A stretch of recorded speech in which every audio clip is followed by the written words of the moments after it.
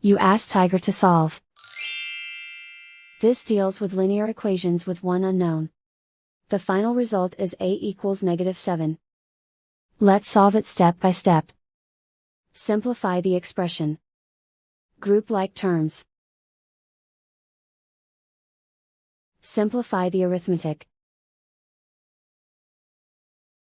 Group all constants on the right side of the equation. Add 14 to both sides. Simplify the arithmetic.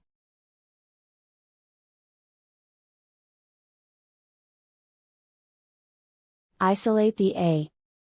Divide both sides by -2. Cancel out the negatives.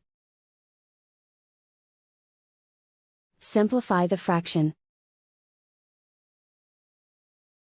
Move the negative sign from the denominator to the numerator. Find the greatest common factor of the numerator and denominator. Factor out and cancel the greatest common factor.